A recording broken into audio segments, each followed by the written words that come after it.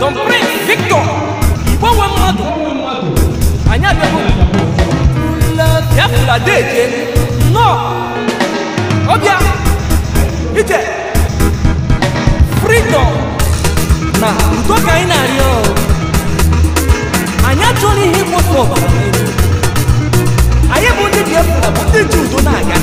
maka ilu ọma ka eju na-aga ọ ga-adịkwara anyị na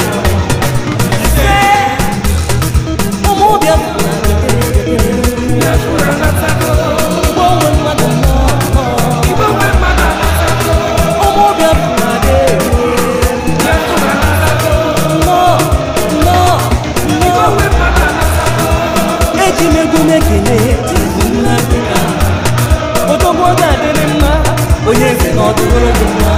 ọkwa ndị soro giri n'ụwa akọrọgo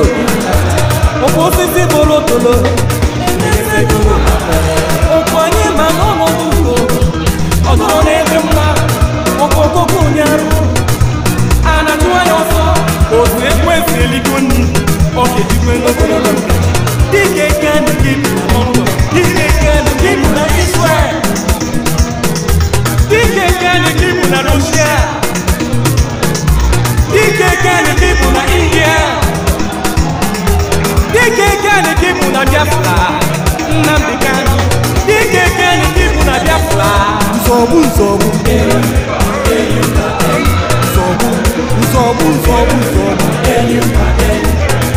anyị ga-azọgbu ndị ilo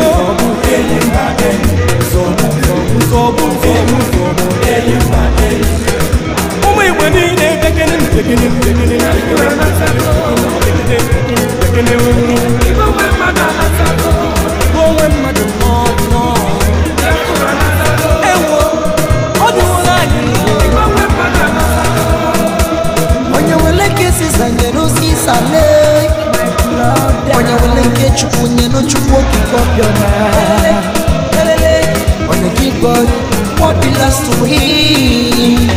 and gives Caesar what belongs to him as we seek for peace and humanity. It's not at all for vanity that I want some people is killing each other. I wonder why my daughter will be a control. I'm forgetting the middle. I'm forgetting the middle.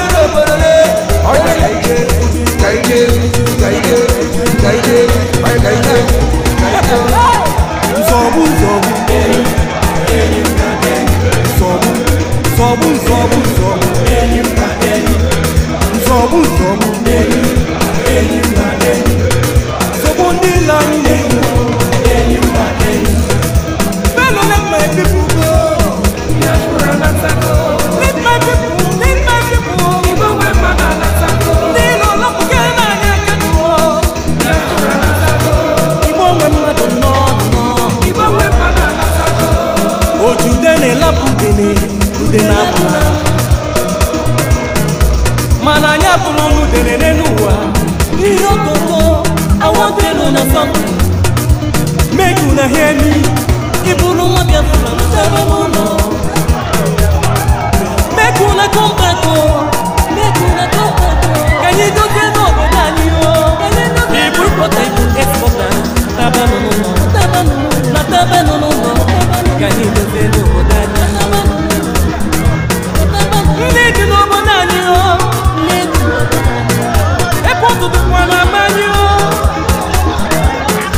ship na-agbakwa na be anyị oyi dịkwa n'ala be anyị mmanya nkwụ dị na be anyị ihe niile dị mma ọ dịkwa n'ala be anyị ataba n'ụlọ ka anyị dozie n'obodo ụmụ Igbo kọmpa ka anyị dozie n'obodo anyị o tinye nwata weli aka ya aka fụwa ifu o wetu aka Jehova nke zọpụtara ụmụ Israel aka peru bilie natara ya oke riri anyị balie natara ya oke riri anyị Chukwu bilie natara ya oke riri anyị Biafra bụ nke anyị